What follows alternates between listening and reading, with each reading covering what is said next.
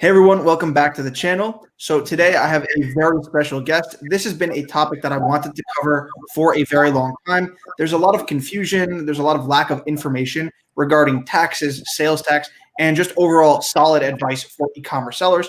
So today I have the privilege of bringing on someone who has over 20 years of expertise and knowledge in this industry, and he is here to answer some of your questions. He's also here to share some light on a lot of the miscommunications and a lot of the confusion within and regarding sales tax. So without further ado, Chris, you want to introduce yourself? Yes, thanks, Noah. So how is everyone today? My name is Chris Vignoni. I am CEO of PM Business Advisors. So we're a business and tax advisory firm that helps businesses of all sizes, from e-commerce startups to Fortune 500 companies with complex tax issues. And one of our areas of specialty is sales and use tax. And then within the last 2 years, obviously with the boom of e-commerce, we've grown our e-commerce practice very large. We currently probably assist with about a couple hundred e-commerce companies and helping them comply with various sales and use tax issues. Awesome. So one huge thing that really changed the game for sales tax was the Wayfair versus, I think it was South Dakota. You can always correct me. So do you want to elaborate on that and just overall how you've seen the landscape change, and just, give us an introduction onto what sales tax is like in 2021? Sure. So, yeah, I mean, to be honest with you, prior to the Supreme Court ruling in June of 2018, we mainly worked with large to middle market companies. The reason is that prior to June of 2018, the law of the land for sales tax was really on physical presence. So if you had an e-commerce company, let's say 2.5 years ago, and you had your inventory in the same state where you lived, say you're working and living out of New York, you really only had a responsibility to collect sales tax in New York. So it was pretty easy. So you could generally handle that yourself. The e-commerce platform had a way for you to do that. And you did the tax and remitted it to New York on a quarterly basis, and everything was good. However, for many, many years, especially between 2005 and 2018, the states were losing billions and billions of dollars in revenue from sales tax. And so as e-commerce continued to grow year over year, the states continued to try to come up with ideas of how to recapture this revenue.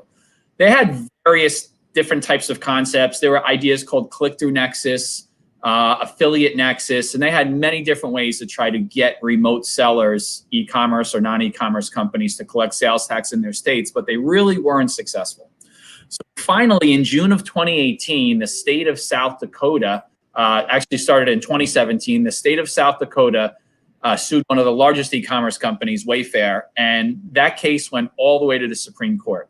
And what South Dakota said is that, listen, this concept of physical presence is fine, but we've evolved from there, especially in the e-commerce space and the remote seller space. And so what states really need is a standard of economic nexus. And that would be fair, not this concept of physical presence. And so the Supreme Court agreed. They agreed with South Dakota, and they changed a Supreme Court ruling that was in place for over 35 years at that point. It was called Quill. Quill was sued by North Dakota back in 1993, and the Supreme Court back then ruled on physical presence. So now that was overturned, and they agreed to an economic presence. So what is this rule? What's this new economic presence rule? Well, it's pretty easy to follow. It's generally $100,000 or, and that's important, it's an or, it's not an and, or 200 transactions in the current or prior calendar year. Okay, so $100,000, you're like, all right, well, that's pretty high. That's okay. But the 200 transaction count is actually what's capturing thousands and thousands of small e-commerce companies. So a transaction is a transaction with a customer. So one sale to a customer is considered a transaction. If you sell 10 or 20 things in that, it doesn't matter. It's that one transaction to the customer. So what's happened over the last couple of years is thousands of e-commerce companies have kind of been scrambling to figure out, okay, do I have to comply? How quickly do I have to comply? What happens? It's 2 years now. What happens if I haven't been complying for 2 years? Do I owe the government money? One of the changes that happened, which was very positive for the e-commerce industry, is that several of the large states said, hey, this is a good threshold, 100,000 or 200 transactions, but we actually don't want hundreds of thousands of small returns, $50, $100 of sales tax and returns coming to us. So what we want to do is anyone that's selling on a marketplace, they wanted the marketplace to be responsible to collect all the sales and use tax. So this was a really positive change for the e-commerce industry. So over 19 and 2020, almost every state passed what's called a marketplace rule. So most states have an economic rule, economic nexus rule, and a marketplace rule. So the marketplace rule will cover Amazon, Etsy, Walmart, Wayfair, any type of marketplace that you're selling on out there. And for the most part, most of the large platforms now collect sales tax for all their marketplace sellers across most states. There's a few smaller states that are somewhat insignificant, and they're working on that, but most of the marketplace sellers have covered those rules. So going back to the economic nexus rule, if you're an e-commerce company, what you really need to be concerned about is if you have your own platform outside of marketplace. So if you're selling on Shopify, Magento, WooCommerce, your own custom platform, all the sales on those platforms can be subject to sales tax. Now, one important thing to consider is when you're thinking about this transaction count of $100,000 or 200 transactions, you need to consider all of the transactions, not just the transactions related to your Shopify account. Okay, so when you're thinking about this analysis and do that analysis, that's what you need to do.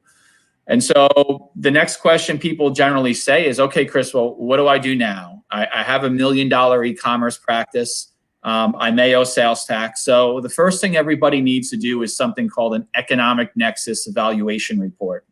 And this is where we have an Excel spreadsheet, and you plug your sales by state into the Excel spreadsheet, and it tells you state by state whether you have to collect sales tax or not. And we're actually going to be launching a free one on our website the next couple of weeks, so we weren't able to get it ready by today. But you can definitely follow us and have access to that free calculator on our website.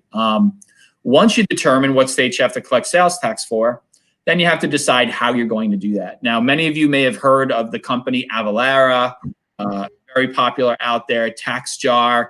There's some other opportunities that are out there. A European company called Quaderno is coming into the US. So the good thing is that when you want to comply and you're ready to comply, there generally is some form of technology that you can implement that will take care of all the tax decisions for you and actually follow your returns on a monthly basis.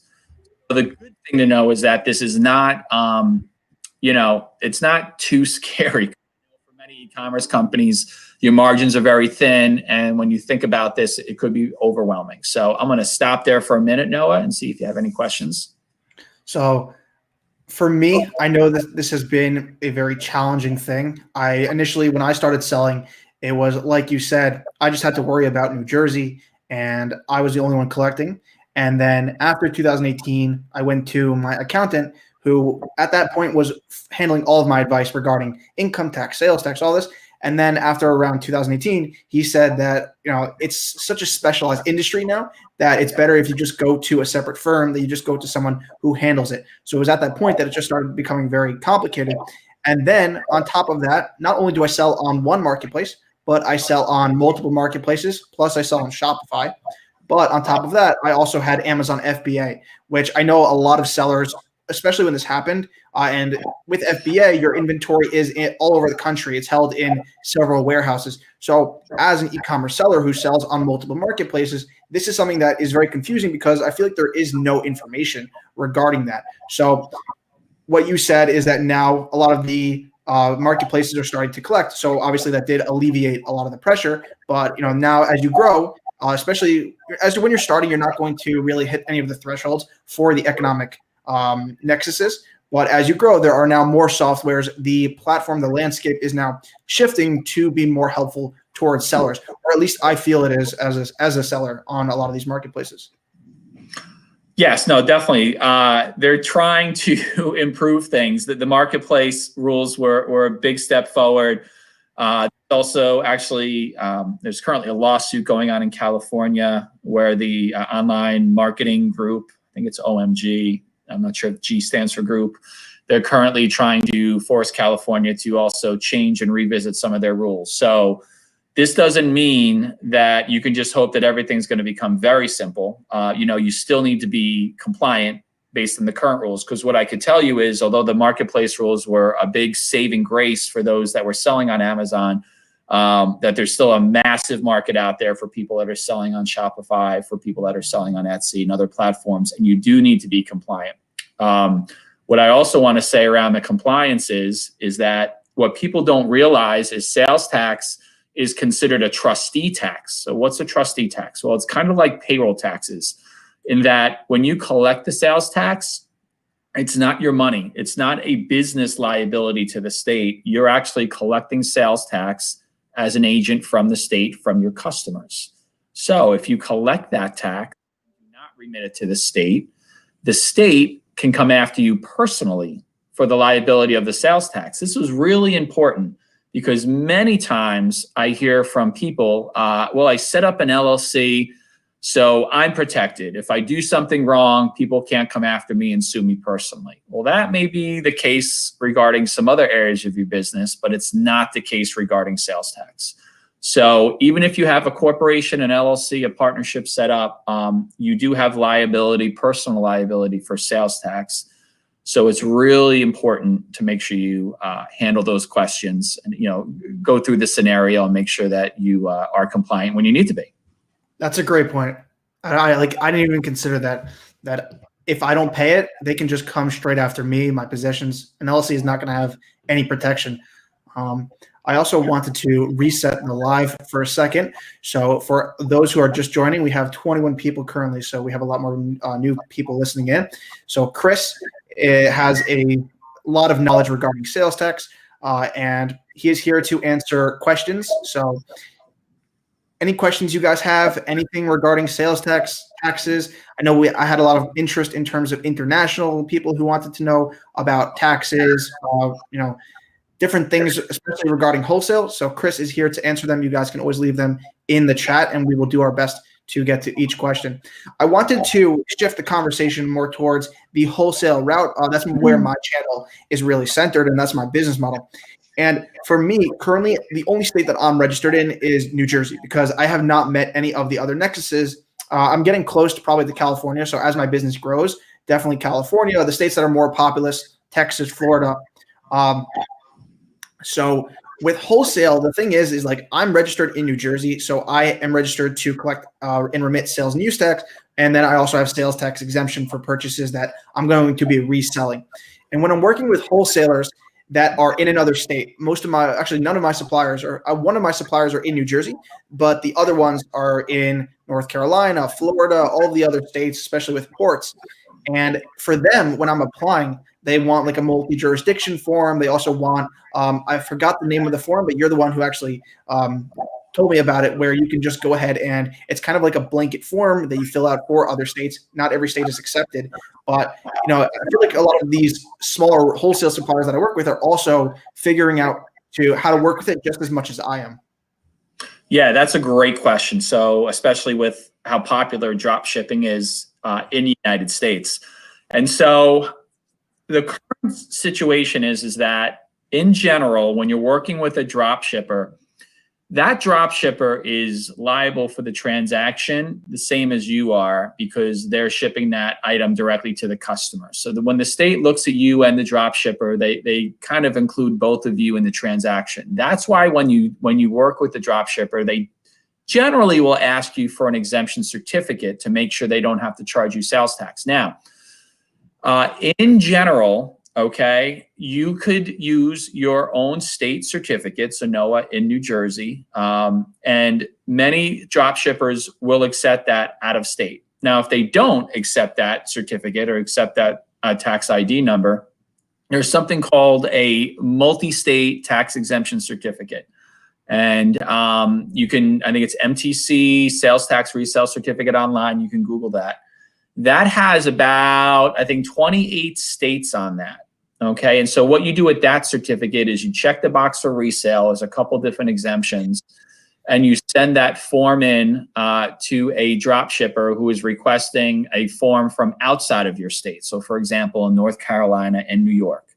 Now, there are several states, and they're not on that list, and that's one of the reasons why. There are several states that require you to register in their state before you can issue a resale certificate for those states.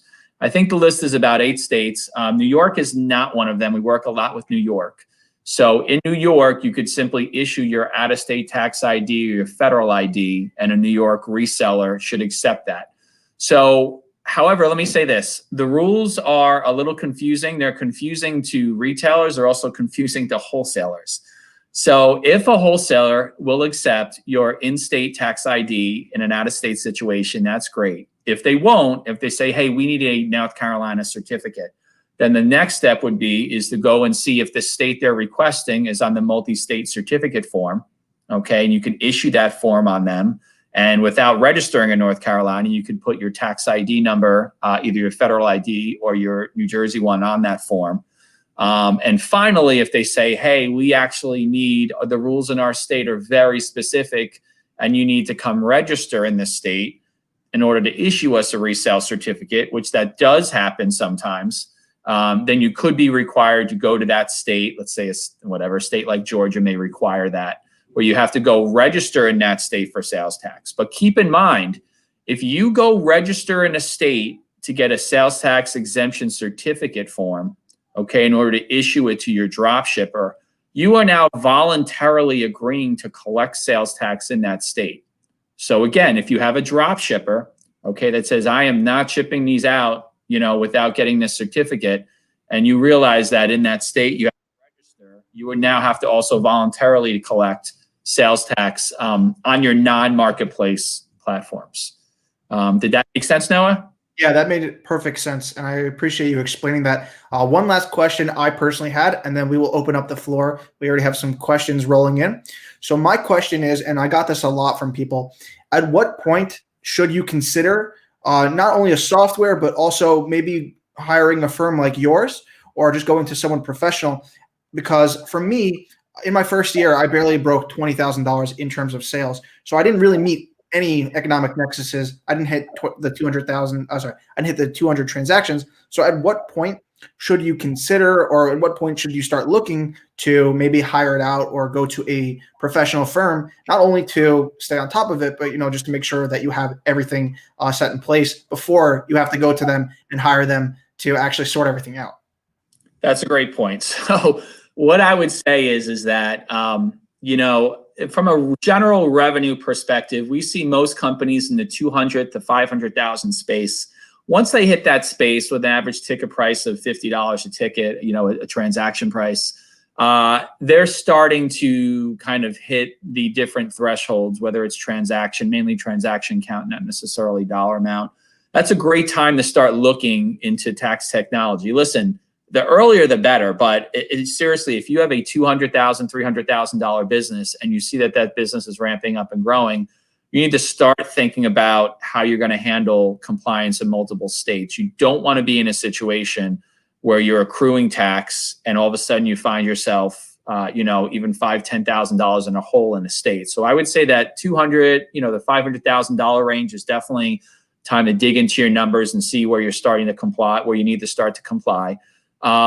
We're happy to talk to companies. Many times we love to work with everybody, but sometimes it doesn't make sense. So like I said, never too early to come talk to us. We'll give you some guidance. I was on the phone yesterday. Through Clubhouse, I'd met several people and they were just beginning their business. And I was happy to give them a half-an-hour consultation on how to set up and what to look out for things. So never too early, but I would say that $200,000 to $500,000 threshold is definitely a key area where you need to start considering that. Now, the tax technology will really depend on the platform that you're on. By the way, those are really your non-marketplace sales. Obviously your marketplace sales, again, aren't going to be subject to sales tax, but they will have to be added into your account. But then talking about tax technology, there's a couple great options out there. If you're on Shopify Plus, just be aware, Shopify Plus has an automatic integration into Avalara, where you literally can flip the switch the next day and start collecting sales tax in multiple states. Shopify Standard does not. Shopify Standard has its own calculation for sales tax that it does.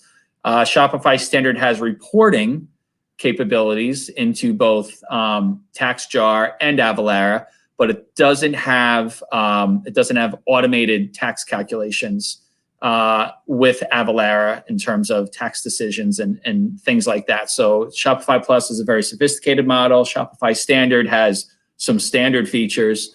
And Magento as well has some standard features, or you can integrate one of the other products into it. So when you're thinking about tax technology, you also have to think about the sophistication of your business. Let me just say this about sales tax in general. Hats, furniture, tangible personal property, most tangible personal property is taxable across most states. When you get into clothing, though, you could have exemptions. So in New York State, for those of you in the Northeast, you may know that clothing under $110 in New York is not subject to sales tax. New Jersey clothing is exempt. But even the definition of clothing varies from state to state. We've helped many e-commerce companies go into the PPE space recently. And there's been questions around gloves and what gloves constitute clothing and what masks may constitute clothing and gowns, or which ones may meet some other types of exemptions. So I want to make you aware that not everything you sell may be subject to sales tax. So depending on the complexity of your business, food is another area. Certain types of food are exempt. Certain types of food may be taxable as candy. So depending on the products you sell, they may or may not be taxable. So that'll be another consideration when you're thinking about your business growing and you're thinking about implementing a tax technology. Appreciate that answer. One thing that I just realized is that I have it very easy in New Jersey. We only have one flat rate. I think it's 6.65% across the state. In New York, I know you guys have different levels from the city to the state. So I'm very appreciative that I don't have to worry about those different rates. Yeah, there's about 13 or 14 states, I think, that have local rates in their tax base, maybe even a few more. Colorado has hundreds and hundreds of rates, as well as Louisiana. Louisiana, you get into parishes, which are very, very complicated. So parish is kind of like a county somewhere else or a large city somewhere else. So yes, it's very difficult if you're going to try to do this on your own with a growing business and not use technology. The good thing is the technology is relatively affordable. So that's why we really point people in that direction. Got it. And we're going to start taking some questions. So we have 20 people here. So thank you everyone for tuning in. Also, if you can smash the like button, it will help promote this live, help other people get this information. Like I said, I have the privilege of having Chris on, and he is a wealth of information. In his bio, he calls himself the sales tax wizard. And I mean, you can already see why. So let's start taking some questions. We have Wayne here. So thank you for coming to the stream. And he has a question. So you want to take that one? Sure. So what is the best tax advice consideration regarding the selling international, North America, European, Asia? Great. Thanks. All right. So I'm going to take this in two directions. First of all, I'm going to talk about your U.S. company selling outside of the U.S. Recently, there's been some significant changes in Europe around e-commerce companies, especially digital products and tangible products. So what I would say is that you really need to consult somebody if you're selling products into the EU that may be subject to tax. I'll give you an example. The UK, as part of Brexit, created a rule on January 1st where products under 135 euros, you are responsible for collecting and remitting sales tax on those transactions. It's not a volume. It's simply based on the dollar amount that you're selling into the UK. So many of these rules are popping up across the world. So if you are a US seller selling into a foreign country, definitely look into that and understand, how you may need to collect in that space. One other thing I want to say about Europe and GST and VAT taxes is they're much broader than US taxes.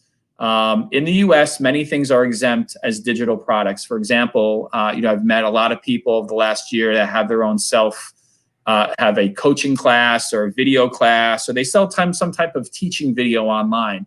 Most states in the US exempt that and exempt a lot of digital products. But in Europe and in Asia and specifically in Canada, there is a very broad base of taxable services. So number one, if you're in the US selling outside of the US, there is a possibility that you need to collect tax there. Prior to 2020, the rules were more of a physical presence rule. So you had to have activity in that country, whether it was inventory.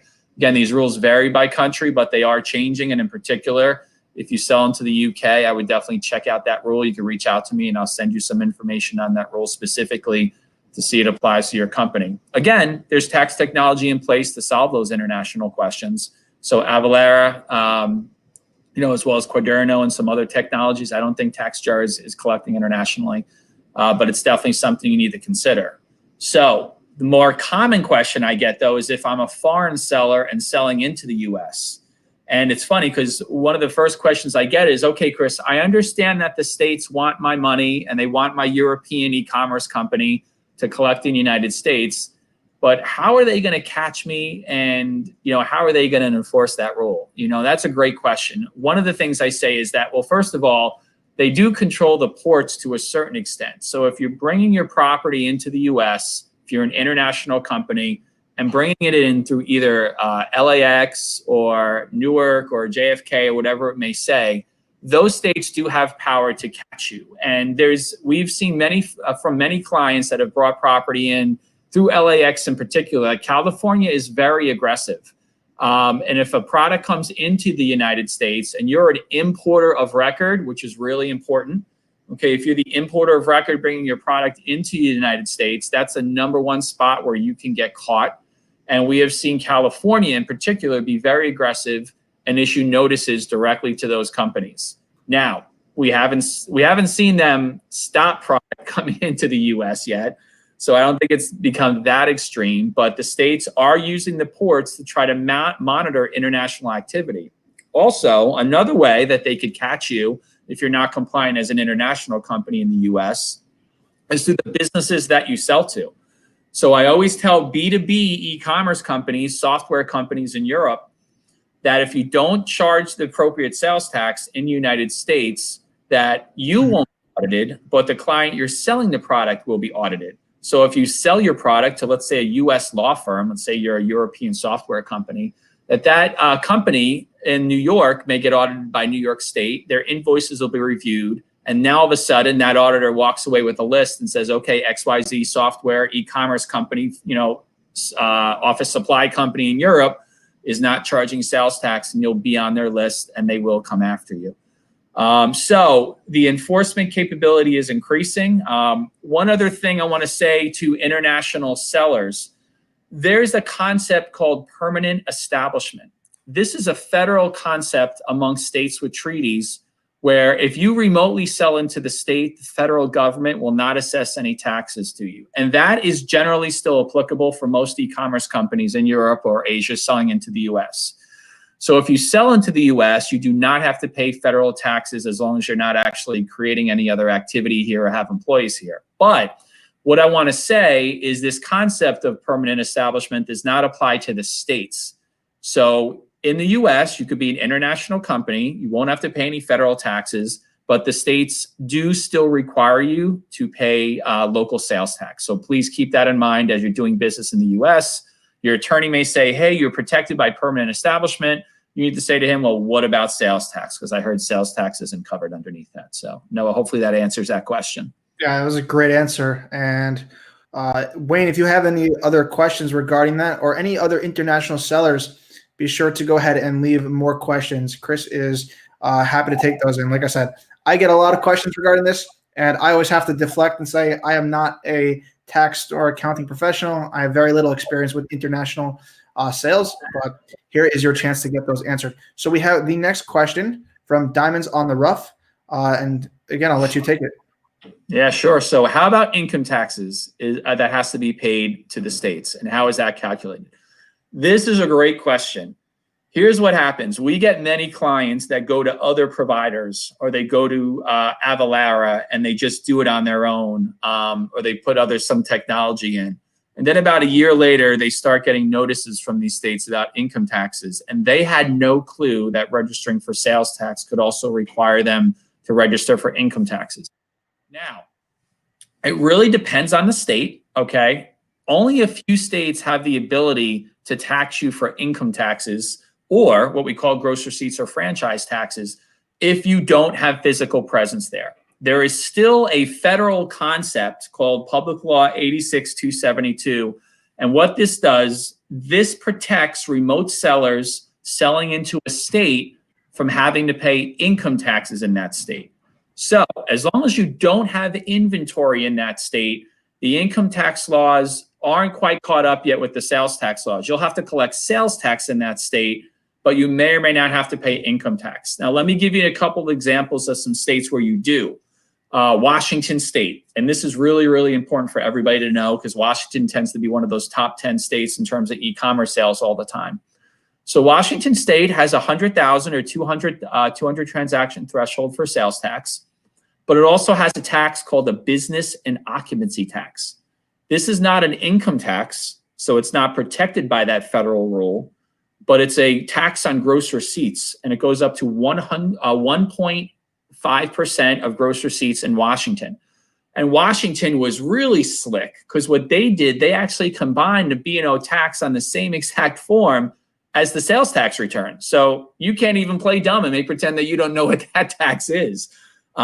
So there are certain states that have a gross receipts or franchise tax, and you do need to comply with it. In particular, Washington is a great example of that B&O tax, all on one form that you have to pay and remit to the state. So some other states just to be aware of is Texas has a franchise tax, Pennsylvania has a franchise tax, and even California, just so you know, California has a minimum tax that you have to pay of $800 if you hit a certain dollar threshold in California. And that threshold for the $800 minimum income tax is a little higher right now. It's like $630,000 in sales into California. These are, by the way, let me say this really quick. In Washington and all these states, these taxes are on gross receipts, not on net taxable receipts. So for example, in the state of Washington, you may not owe sales tax because you actually may be selling an exempt product. Let's say food was exempt in Washington. I don't think it is, but let's say it was. Let's say you sell an exempt item in Washington.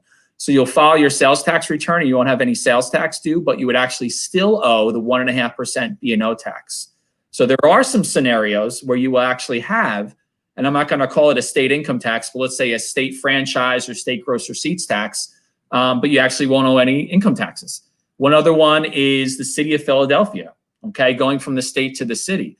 The city of Philadelphia has a gross receipts on sales transactions over $100,000 into the city. So if you have a high volume of transactions into the city of Philadelphia, you may owe the state of Pennsylvania sales tax, okay? You may owe a franchise tax to the state of Pennsylvania, and you may owe this gross receipts tax to the state of Philadelphia.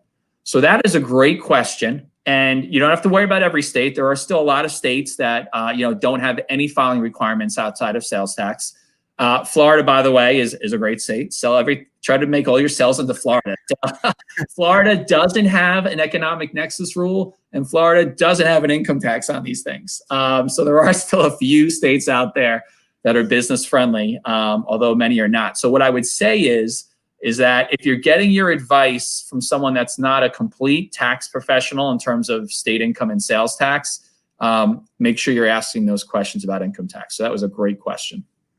That is a wow. I don't even have, I have so many questions now, but just to clarify on one thing, you only need to worry about that if you're hitting those thresholds for the economic nexus, or if you are registered to go ahead and collect there via physical presence or whatnot.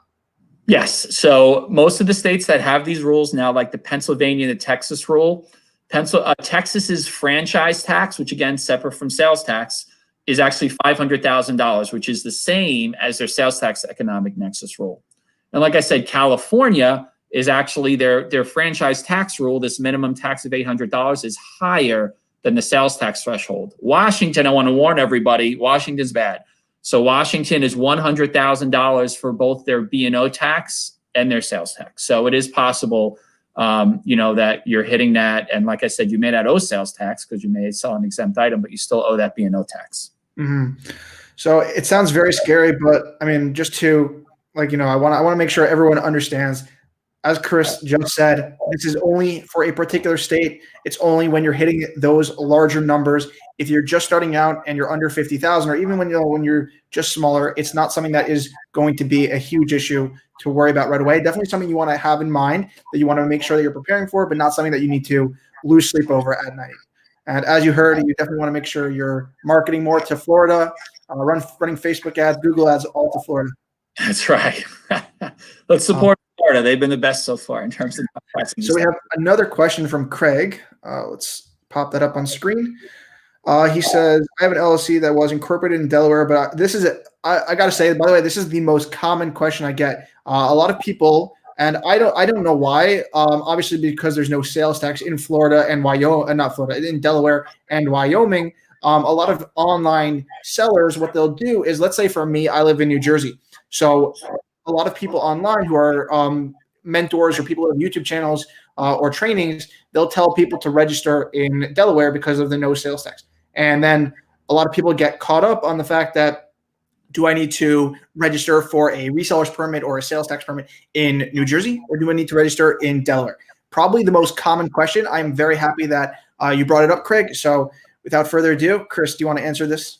Sure. So yes, there's no sales tax in Delaware. It's Delaware, Montana, Oregon. I think it's Montana, not Wyoming. Montana and New Hampshire and Oregon are the 4 states that don't have sales tax. But let me say this. That's actually not the main reason people incorporate. The 2 more popular states where people incorporate into are Delaware and Nevada. And the rule is that companies just have a lot of protection there that they don't have in other states. And the cost to incorporate is very, very low there. And it's very easy to do business there. I didn't know that. Yeah. So for most attorneys and systems that you use, a lot of people point you in those directions because just the low cost and a lot of protection for the businesses in those states. So a lot of companies do it. So to answer your question, Delaware, no sales tax, nothing to do there. They do have something called a gross receipts tax. So let me say this. If you store some inventory in Delaware, we have seen customers get caught up in this gross receipts tax. Remember I mentioned that previously in terms of Washington's gross receipts tax. Delaware has one as well. So if you end up getting inventory there, you actually could get caught up in their gross receipts tax. But if you're incorporated in Delaware and you're physically located in New Jersey or any other state, number one, you have the responsibility of registering in the state where you have physical locations. So like Noah registered in New Jersey because he was physically located there, and he also wanted to issue a resale certificate. Going back to the tax exempt status, again, you're not getting tax exempt status as a company, but what you want to be able to do is issue this tax exemption form to your vendors, right? To who you're buying your products from, your suppliers in the drop shipping side. So then going back to that, what I would try to do is give your drop shipper the exemption form from the state that you're registered in, New Jersey. If that doesn't work, if they don't accept it, then you go to the multi-state form. And if they say, no, I'm in a state that requires you to go register, then you would have to go register in that state. It is obviously advantageous because you don't want that customer, you don't want your drop shipper to have to charge you sales tax, because they charge you, by the way, when a drop shipper does it. I don't know if you've been in that situation, Noah. They don't charge your client, the bill comes to you, and then that becomes the cost of your business. So you do want to try everything you can to get the right exemption certificate to your supplier so they don't charge you sales tax. Also, for Delaware's, I have a question. Since they're not charging sales tax, let's say your company's registered there and you need to go ahead and get some exemption form, and you're working with a drop shipper in another state or even in Delaware. Is there a form such as a resale certificate or anything that's equivalent that you would get to give to your supplier? So if they're in Delaware, okay, number one, obviously there's no sales tax. So they shouldn't be requesting a Delaware exemption certificate. That's a good question. And I'll follow up and double check with my team. I've never gotten that. I don't think I've looked into that. I know some of them request like an EIN or. Right. So the EIN would be your federal identification number. So that's fine. Like I said, what I tell people is, give the drop shipper, see what the minimum information your drop shipper needs in order not to charge you sales tax. Because diving into the exact letter of the law rules and state to state can be very, very complicated. And sometimes the drop shippers don't even know what to ask for. So if the drop shipper says, hey, give me your federal identification number, give me your W-9. Some people accidentally remit their W-9 all over the place, which is just the form that has your federal ID number on it, thinking that's the tax exempt form. It's not. But I've still seen drop shippers take it. So listen, you want to be practical about this as well. So that's why I go back to giving the minimum information that drop shipper wants. Although ultimately, what he may say to you is that, listen, I'm drop shipping stuff all over the US. I have had drop shippers say, hey, I need you to complete all the states on the MTC form because I'm actually dropping items all over the state, and that drop shipper may have nexus in that state. So again, it depends on that, but I don't think there's a specific resale form there because they don't have sales tax there, but I'll double check, and I've never gotten that question. Okay, so the next question, we got a few more. So the next one's from Jeffrey. I'll let you take it. Sure. So Jeff, do I need to include the sales tax collected and remitted through the marketplace on my quarterly sales tax returns as non-taxable? That's a great question. You should, and let me tell you why. When you file, if you are ever audited by New York State or any state, what the state does is they always start with gross sales. So if you don't report the gross marketplace sales as non-taxable sales, okay, on your sales tax returns, the first thing the auditor says is, hey, you filed an income tax return with, let's say, New Jersey, Noah. Yeah, you filed an income tax return showing $3 million of revenue this year in New Jersey, but I'm looking at your sales tax return and there's only $500,000 of sales. So right off the bat, when the state matches these forms up and they're looking for companies to audit, that's one of the ways they try to audit you, because they feel like you're trying to, hide the sales tax money or pocket some of the sales tax money, but you reported it on the income tax return. Mm-hmm. So it's very wise to report all your sales, and don't worry about it. I mean, some people say, oh, I'm nervous about reporting that. They're going to see how big I am. They're going to audit you. That's not going to trigger an audit. The difference between $500,000 and $1 million in gross sales and showing tax exempt sales. And I think some states are actually starting to put lines on there for marketplace. We used to just put it under resale or exempt sales, but some states have put lines on there for marketplace sales. What's more likely going to trigger an audit, like I said, is when you file your income tax return with $2 million in sales, but you only reported $100,000 of sales on your sales tax return. So do you report all of your sales? This is a question I had with another seller, and this is a seller that does $3 million a year. And I don't know why none of us knew it, but I'm in New Jersey. So when I'm filing my quarterly sales tax, do I put my gross sales for every state for that quarter, or do I put my sales that were only in New Jersey? This was I don't know why. No, it's only in the state. So you would only report. So you would run your marketplace, your Amazon Marketplace report, and get all the sales to New Jersey for that state. Okay. So only what's in New Jersey. Yeah. It does. It's not gross sales for all states. Oh, that would be like a federal reporting requirement. It would be gross sales across all states. Gotcha. Yeah, so when you file each individual sales tax return, you want to report just the sales that you're shipping to that state through the marketplace, as well as the ones you're shipping to that state through your own personal Shopify account. That's a great question. Thanks for clarifying that. And then the next question. By the way, I keep saying I'll let you take this one. I'm not the tax expert, so you're the one taking all of them. Yeah, go ahead.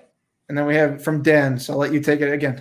Sure. All right, Dan. When selling on Amazon, drop shipping, there are some states that when you sell a product in, Amazon does not collect sales tax for. I believe Florida is one. What do I need to do about that? All right, great. So first of all, the good news is Florida and Missouri do not have economic nexus statutes. So all of those states go back to the old standard of physical nexus. But you say this, if you are using Amazon FBA, okay, and you're holding inventory in Florida at one of their FBA sites, and then just with that alone, with the inventory alone, you do need to collect sales tax. So I'm not familiar. Maybe Noah, you know that more often. I assume most of the Amazon has an inventory location in Florida for their FBA line. I don't know if they have a warehouse in Florida. They have inbound inventories, but like what they'll do is they'll just spread it all over the country. So I don't know if it's very algorithmic how where they'll place it. So it depends on the product, but I'm sure there are some locations in Florida. Plus they'll tell you where you're shipping it to, and you can also see which location your inventory is stored at. Got it. So Dan, just to be clear, if you're using FBA, okay, Florida doesn't have an economic nexus rule. So if you don't have any inventory there, then you're good. You don't have to worry about it. Florida and Missouri. But if you're storing FBA in Florida, you would have the requirement to flip the switch and collect the sales tax. And then Amazon will report that back to you and give you that. Amazon gives you the ability to collect sales tax in these states. You have to go ahead and turn on that function within Amazon or any of these platforms. So that's a great question specifically about Florida. And because Florida doesn't have the economic nexus or marketplace rules in place. Also, I'm happy we have a chart somewhere. I didn't bring it online today. If anyone wants to email me or contact me offline, We have a chart of, I think, most of the major platforms and what states they're not collecting in right now, and which ones you would need to consider to collect in if you want to be 100% compliant. Again, when they're not collecting in these states, it doesn't mean you automatically have to collect. You have to meet the standard. And so, it's in those states, it could be $200,000 or $100,000 in transactions. But again, another great question. And again, when you're looking at the states where they're not collecting, you need to think about inventory as well, your economic nexus. You have to turn on the switch in those states. Hopefully that answered you. I just want to put out there, Chris's information is in the description if anyone wants to reach out. His Instagram is there, so you can reach out to him there. His firm website is there, as well as, do you want to just say your email one more time so people can reach out? Sure. So just my first initial last name, Vignoni at pmba.com. That's Peter, Mary, Bob, Apple.com. So there we go. And Woody says, very knowledgeable. Yep. Like I said, this is why I wanted to bring Chris on, because there's just a lack of information. Even the videos that are on YouTube that talk about sales tax and taxes for drop shippers is very, it's very specific towards sales tax and mostly towards the U.S. There's just a lot of lack of information. So I really wanted to bring on someone who knew this. So we have a couple of questions from Martin. And he's been wanting to get these answered, so I'm very happy that he's here. Okay, so we have the first one right here, and then we have a second one. Okay, so with an international seller who has their USA suppliers ship the orders within the USA, who submits for the state sales tax? All right, that's a great question. Here's the problem you're going to have in your scenario. You don't, if you're an international seller, okay, and you are not registered in the US, your drop shipper will probably charge you sales tax on those transactions. They're not going to charge your end customer sales tax, but it's most likely the invoice that you get, okay, that's going to have sales tax on it. Now, there's good and bad news from that.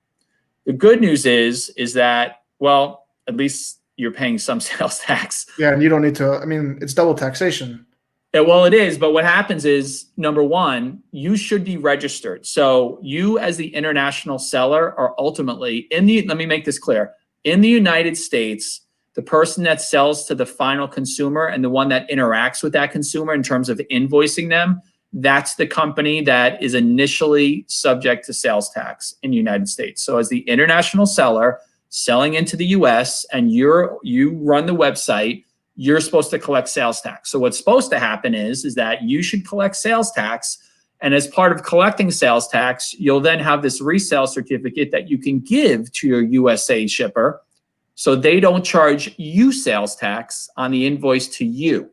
So it is very rare that a US company, that drop shipper, will actually take the responsibility. It's physically impossible, right, for them to actually invoice your client because they're not interfacing with the client. So unless you have a unique situation where somehow you're referring work to your drop shipper and they're calculating a bill and sending it out, which is, I don't think that never happens.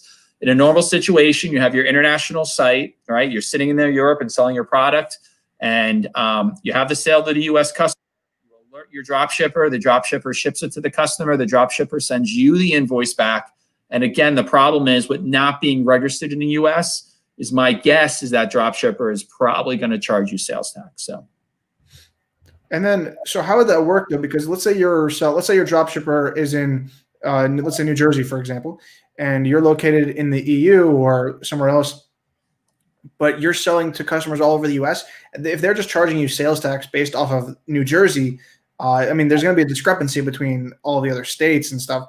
So when they charge you, if you hit a threshold in other states, wouldn't that just be causing a problem? So it's a good question. I've seen two things happen. Number one, if the drop shipper is coordinating with an actual shipping company, okay, and sometimes the drop shipper is doing that, sometimes they'll make a determination that let's say the drop shipper's physical location is in New Jersey, okay? Sometimes a drop shipper will charge sales tax in New Jersey on everything it ships out from New Jersey. I'm not saying that's right, but we've actually seen that happen. What that drop shipper is supposed to do, to be honest with you, is they're supposed to charge you sales tax based on where all your sales went to. So let's say you had 50% of your sales in New Jersey and 50% shipped to California customers.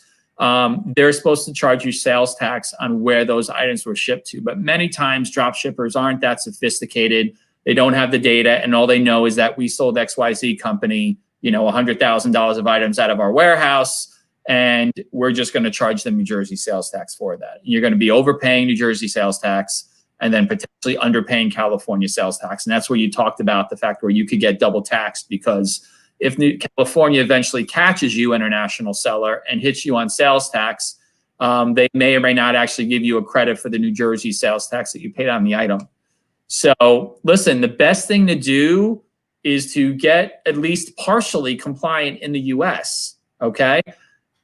Even if you want to choose 3 or 4 of the biggest states that you're selling that you have your activity into, if you don't want to get compliant in all the states right away because you're not sure how business is going to go or it's too expensive, whatever it is, get compliant in a few states. That will give you the ability to at least issue an exemption certificate, amongst the states that you're registered in, back to the drop shipper, and hopefully that will satisfy them, or at least you could fill out a multi-state certificate. One thing I've seen before, and again, this is not right, but I'm telling you what I've seen out there. I've seen some international companies actually put their passport or like an EU ID number on this MTC multiple state form, and I've seen that work. I doubt it's going to work that often, but just not giving that advice. I'm just letting you know what I've seen out there. So, and then one more from Martin. Okay, so I'll let you take that one. So, sure. Why wouldn't Americans use an international LLC to avoid U.S. corporate income taxes and sales tax on wholesale products bought in the USA? Okay, well, it's in the United States. It's about physical presence. So an American could use an international LLC, but they can't live here anymore. I mean, they can't run their business from the U.S. So economic nexus. I mean, you would hit that problem eventually. Well, you physical presence too, right? So the rules in the United States for federal taxes is that if number one, if you're incorporated in the state in the U.S. and you're a U.S. resident, that company has to pay U.S. federal taxes. So this is only for corporations, owned by foreign entities or foreign individuals. So if it's a U.S.-based owned corporation, now, do some people take their lives and pick up and move to the Cayman Islands and move other places to do business in the U.S.? Sure, we've seen that. We've seen that happen in extreme cases. But if there are some other strategies around that to set up a Cayman's holding company, but that gets pretty sophisticated, and then there's charges back from the Cayman's holding company back to the U.S. company to try to avoid some U.S. tax. So there are some really complicated and intricate planning strategies around foreign companies and putting your company outside in the U.S. But I mean, for most e-commerce startups, that's not where you're starting. So. Yeah, I mean, you're not Apple trying to avoid billions of dollars by holding your money in something. Right, the Ireland issue, right? I mean, that was part of the issue. So Apple, which is a large U.S. American company, what they did is that they set up their corporation, their worldwide headquarters in Ireland, okay? And then what they did is they charged the U.S. company for their IP rights, okay? And they charged them very expensive IP rights. So what that did is it lowered their taxable income in the United States, Apple USA, okay, and it increased their taxable income in Apple Ireland. But luckily, Apple Ireland only has a 15% tax rate. All right, that's around transfer pricing. So yes, for large companies, are there strategies you could use to reduce your taxes in the U.S.? There are, but they really don't apply to kind of your bread and butter e-commerce right now. So I hope that answered both of your questions. See, Martin, you have a couple more down below, so hopefully we'll get to them soon. We have a question from Deshaun, and then he has a follow-up. All right, I filed incorporation and took out an SBA loan. All right, congratulations, to pay for expenses and fees to build my online WooCommerce store. Now in marketplace like Amazon, Etsy, eBay, which nearly hasn't reached is there a second part? There we go. Threshold yet. Is it possible to qualify for loan forgiveness when filing taxes this year? Okay, it's a great question. This is more of a CPA question. This is around loans called the PPP, the PPP loans last year. So I don't know if your SBA loan was actually a PPP loan. So you really need to go back to your bank. You need to go back to your accountant and see if that was a PPP loan which qualified for forgiveness. Now, if it wasn't, let me just say this to everybody out there. There is a new round of PPP loans. So if you have a business, even sole proprietors, okay, you go out there and apply for a PPP loan. Now, the only downside is one of the high requirements is that you actually had to have a drop in sales between a couple periods of time. So many e-commerce companies had booming years in 2020. They didn't have lower sales in 2020. So qualification for these loans that are forgivable are businesses that have really been negatively impacted by the pandemic, and most e-commerce companies don't qualify there. So check with your bank, Deshaun, and they'll be able to tell you to see if it qualifies for forgiveness, but it's possible. Yeah, it's a good question, and I definitely want to have maybe Chris on in the future to talk about more CPA issues, as well as obviously there's a lot of other aspects to accounting like bookkeeping and all of that, and those are other areas that you need to worry about for your business. So it's definitely a whole nother live stream potentially in the future. We're coming up on the hour. So do you want to take any more questions or? Yeah, let's go a few more minutes. Yeah, is there questions we didn't get? We have Martin, and he says that his suppliers are not charging his LLC sales tax, and then he has a follow-up question. Okay, the LLC is registered with an IRS, but the USA suppliers accept the fact that my LLC is outside the US and is okay with not charging sales tax. Listen, that's great. Martin, I don't know if they're shipping. I assume that company is shipping items in the US and not back. So just so you know, if you're in the US and you're shipping items outside of the US, there is no requirement to collect sales tax. So if you're using a drop shipper in the US, okay, and they're shipping things back to you to either, I'm going to guess Doherty, maybe Ireland or EU or something, then they're not responsible for that. Now, listen, Noah's been in this situation. A lot of us have been in this situation. Some drop shippers won't charge you sales tax because they just know you're in the e-commerce space. It's not the right thing to do because those drop shippers, if they get caught and they get audited by the state and they don't have an exemption certificate from you, they will be liable from the tax.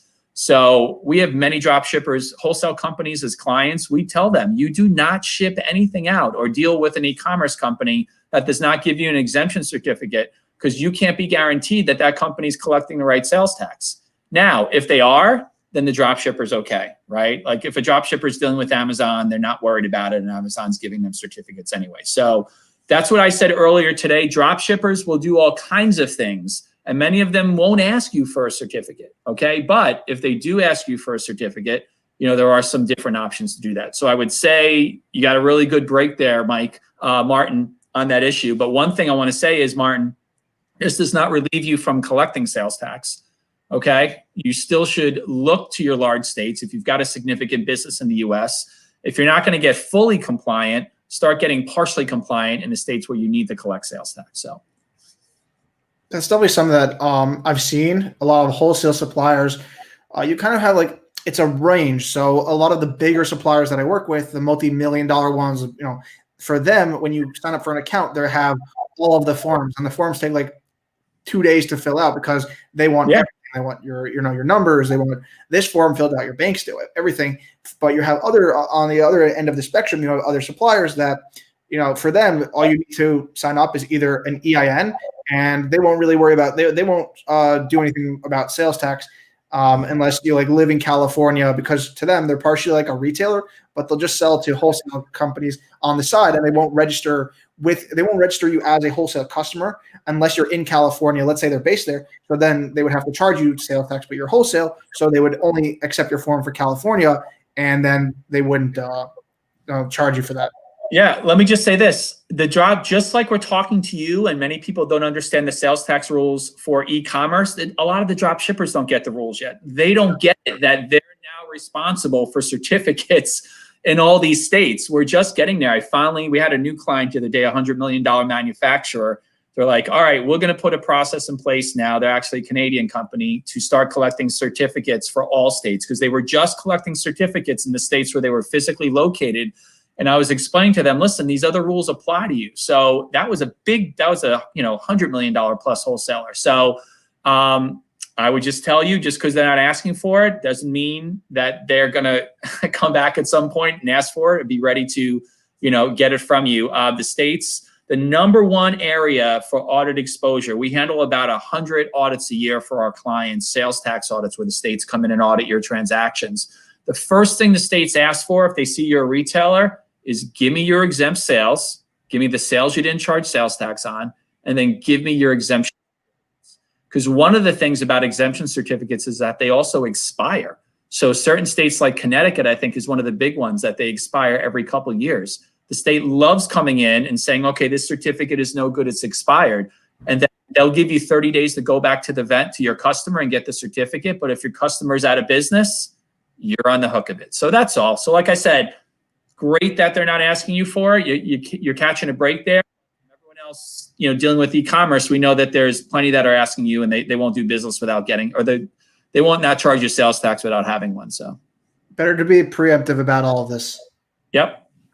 Martin says, great broadcast. I'm happy that you I've already listened to Chris a lot of times on Clubhouse. By the way, everyone should join his rooms, check him out, follow him there as well. I will post his username. You want to say it real quick? I think it's just at Chris Vignoni. I think it's just my name, right? Yeah. Yeah. Shares a lot of valuable information. And I'm also happy that my guests are enjoying your wisdom as well. And then we have Deshaun. Okay, so they just wanted to clarify on that is not a PPP loan.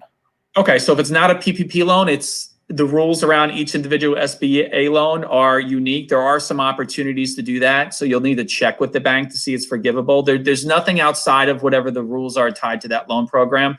There's no special exemption. But I did want to let you know that, even if you've got that SBA loan last year, everyone should be looking into the new PPP program. Again, even if you're a single shingle company by yourself, you may qualify for the new program based on, how things were in 2020 for you. So. Diamonds on the Rough. Thank you so much, Chris and Noah. Very informative. And then Dan, so I'll let you answer this one. Sure. So what tax steps do I need to take when drop shipping from the US to Canada? Okay. In general, Dan, definitely welcome to give me a call offline. We could talk this in more detail. But in general, okay, Canadian GST is handled a couple different ways. So the question is really, who are you using to drop ship your products into Canada? For example, if you're using a company like FedEx may be handling all the GST, HST compliance issues for you. Here's what happens in Canada. It's a little bit different.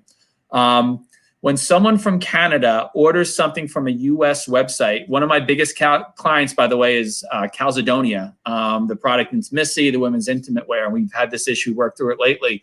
And here was my discussion with them because they're starting to sell into Canada.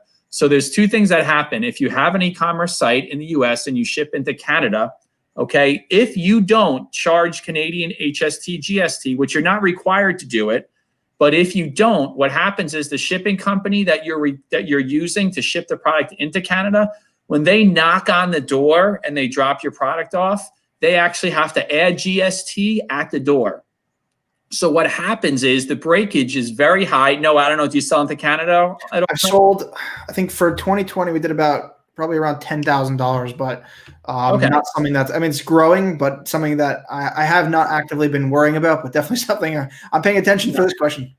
Yeah. So what happens is that the shipping company you use will most likely, there's two things that'll happen. The shipping company will pass the cost of the GST to you and you're going to pay it. Or the other thing that happens is that when they go to the door, they knock on the door and they actually ask they have to add the GST, HST onto the bill before the customer can get the product.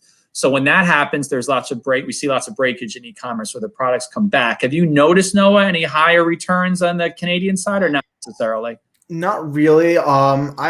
I haven't noticed it. And one thing I was actually going to check that I didn't, and this question just brought to mind, is I didn't see if Canada, within America on Amazon, you have what's called the marketplace facilitated tax, which is where they will collect and they'll remit it for you. So you'll see it on the invoice as like a separate thing that Amazon, it's kind of like a pass through. So now I'm very curious on my Canadian transactions. Does it count? Because there's also a difference when I send inventory into Canada. I'm sure there's a difference between storing it in the FBA facilities there versus when I'm drop shipping it. It's not really, just going. I know Etsy, I sold to Canada.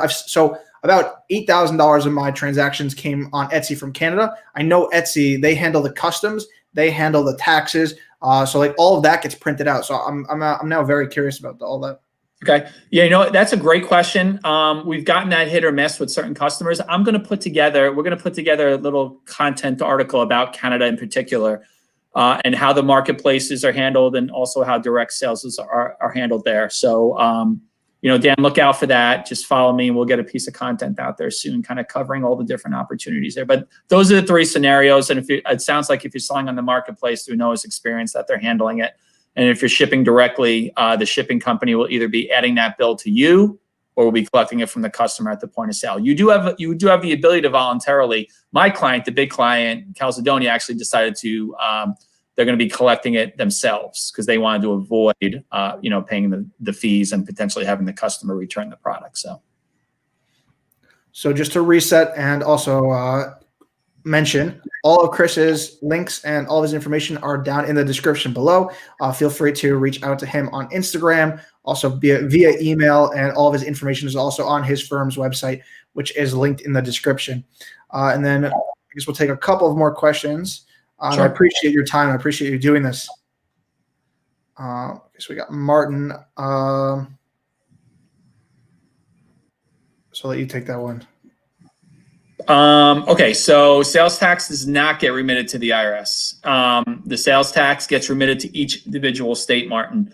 That's why it's important to work on a technology platform like a TaxJar and Avalara, or one of the other ones, Vertex, one of the other ones that are out there. So to be clear, international company, if you do choose, first of all, if you're an international company, Martin, you aren't going to owe any taxes to the U.S. If you have a U.S. LLC as an international company, you should be filing a form called 1120F. This is what I told you before. There's treaties between the U.S. and most European countries where if all you're doing is storing inventory in the U.S. and you're just selling your product, as long as you don't have any employees, and as long as you're not like repairing things or delivering a service, you shouldn't owe any IRS taxes. You should be filing an 1120F as zero, but you will owe the sales tax, and that sales tax gets remitted directly to the state. And that's why the software is so helpful to get implemented. So, and that's something we do, by the way. We help companies make sure they implement the software. Got it. So he also had a follow-up question. Sure. So an international LLC can get state-by-state tax exemption certificates. Yes. So what happens is, again, an international LLC can register, even if you're not a U.S. corporation or LLC. You can go ahead and get a state tax exemption certificate if you register in that state, right? So there's other opportunities to use the multi-state tax form to also issue certificates for multiple locations. So the multi-state tax form covers about 25 states. They're listed on there, and you basically go in and write your tax ID number on there. But like I said, some drop shippers in some states do require you to register in their individual state. Okay, so we have two more questions, and then I guess we'll follow up with some closing remarks. So I can actually speak to this a little bit as well. Oftentimes the marketplace collects the wrong or no sales tax. So this is still something that's evolving. As Chris mentioned earlier, and by the way, if you're coming later to the stream, I definitely recommend going to the first 15 minutes. Chris was giving his background as well as just some information on the new sales tax rules and just overall the landscape of it. So definitely go back and watch that. There's a lot of valuable information there. But in terms of wrong or no sales tax, so Amazon, Walmart, eBay, Etsy, most of these bigger marketplaces, Wayfair, a lot of them, they will collect in, so Amazon collects in about 37 states, and they have a list on their website, as well as Walmart also has a direct list for all the sellers to see. And you can see whether or not they're collecting and remitting for you. But as for no sales tax, Chris can speak on Shopify and all of that.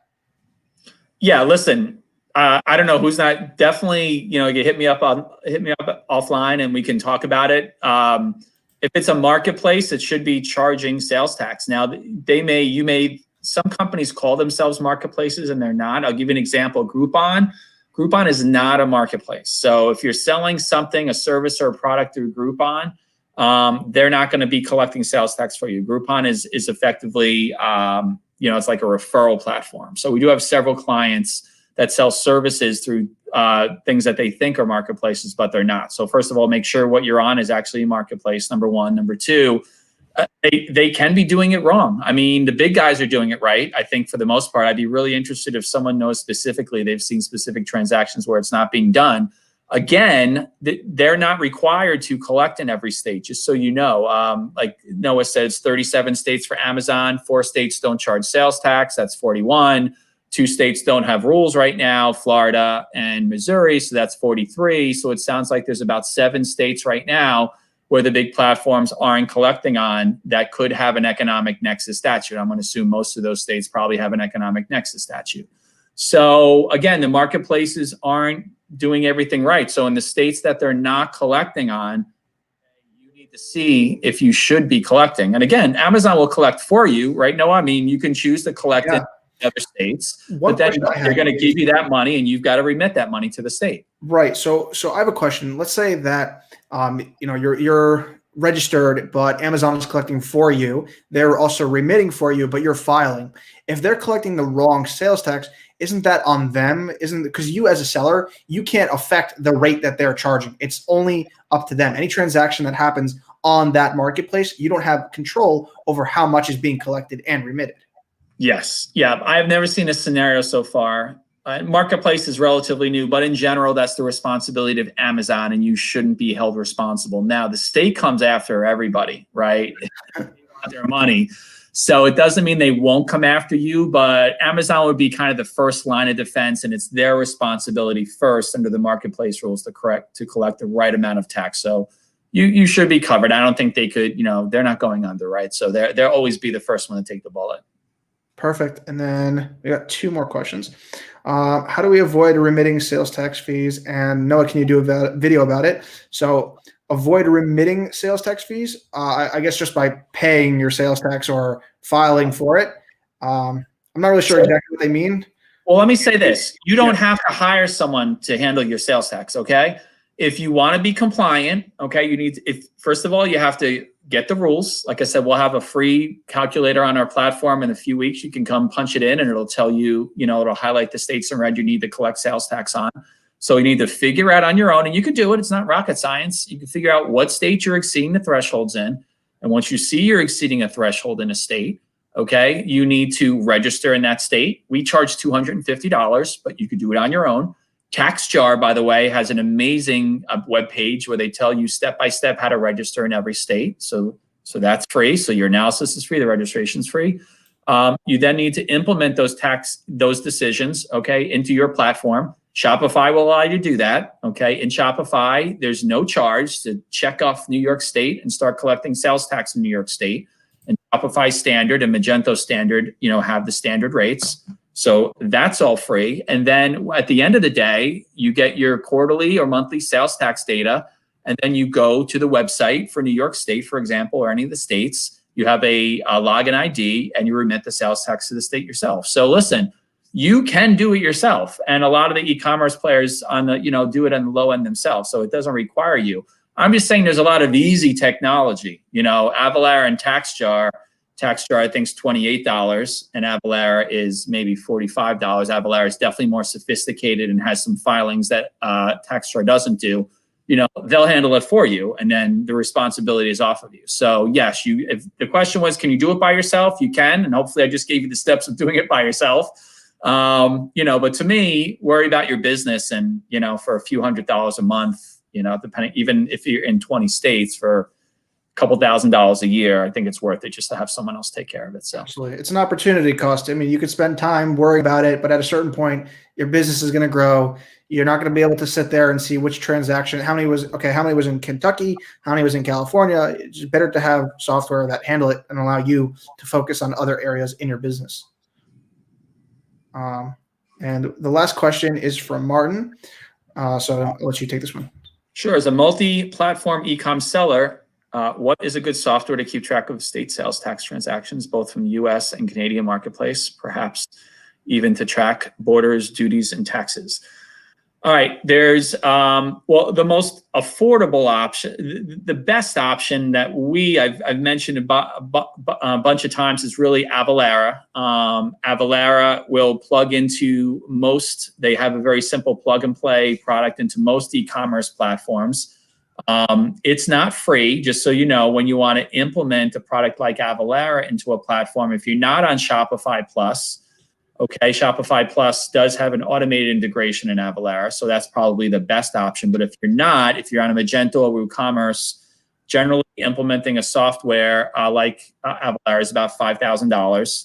And then that tracks everything for you, as well as it remits all the tax for you as well.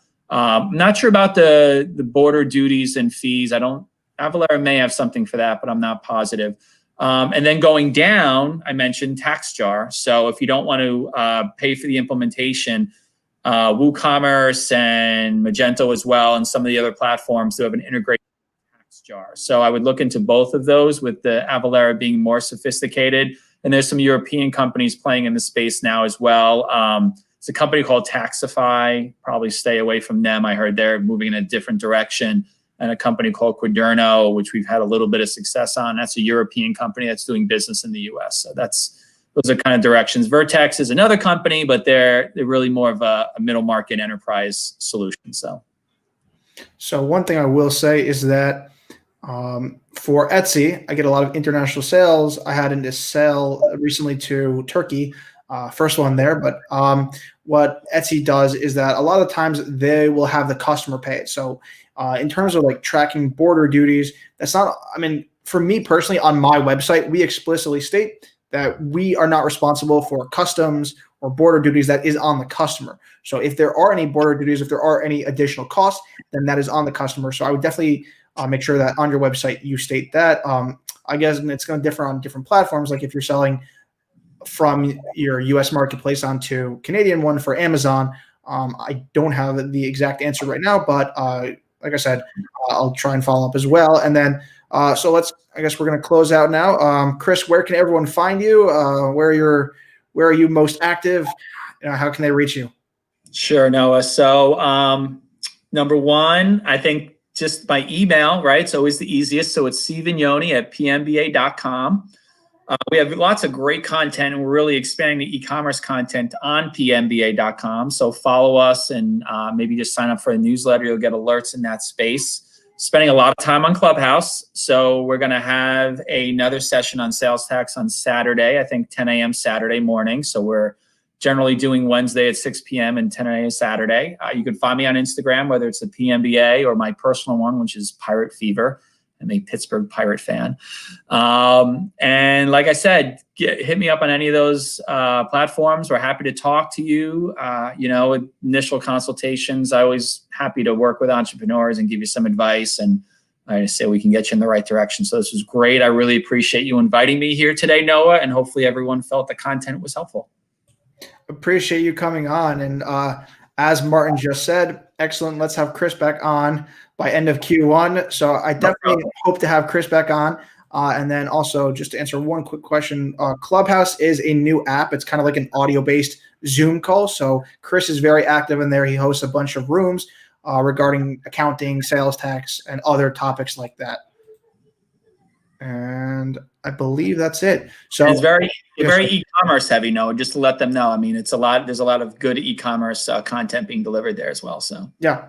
That's how I found you. I entered that room and you were talking about e-commerce, and I asked my question, and it was extremely helpful. So to end the stream off, first off, I just want to say thank you, Chris, for coming on the stream. I know it was short notice, but I know that I have learned a lot, and I definitely found the information valuable. I hope that we were able to answer all the questions that we got. If anyone has any additional questions, they can reach out to Chris, and you can even see if his firm would work for you. So I guess just to end off, what is your firm looking for in a client? How can someone potentially see if they would be a good match for you along those lines? Yeah, sure. Like I said, listen, I'm an entrepreneur. I own my own business. I work with many entrepreneurs. I invest in startup companies. So number one, don't be afraid just to give me a call. Many times I can give you some initial advice, and you can go off on your own initially and get some of the basics done. Our typical client is generally in the space of at least $500,000 in sales. I would say our sweet spot right now in the e-commerce space is $1 million to $5 million. That's generally when you're filing in 20 and 30 states, and some of these income tax issues are coming up, and it's getting a little more complicated. Also on the international side, what we do is we do offer payment services One thing I want to say about international companies we didn't talk about, when you do register for sales tax, we do have sometimes issues with making payments. So we offer some payment processes for international payers. And also we have another third party that does that with us. So I would say international companies of any sizes because of the complexity, and then the U.S. companies, $1 million and above. But happy to talk to anybody. So I appreciate that, Noah. Okay. So guys, feel free to reach out to Chris. He is a wealth of information. And like I said, I'm hoping to have him back on the stream soon. So thank you everyone for tuning in. If you did enjoy the stream, please drop a thumbs up, and this will help the stream get out to more people. Before this video, I looked at how many other videos were on accounting, e-commerce, around drop shipping. And a lot of the information that we discussed today is either covered, but it's not covered in depth, or it's just not covered at all. And even if you do a quick Google search, there is very little information that is self-explanatory, that is straightforward. And this is a very, very, very confusing topic, so especially for me. I mean, when I first started, I definitely found it confusing. So thank you everyone for tuning in. And like I said, reach out to Chris, go ahead and follow him, and tell him I sent you. And I'm going to end the stream there.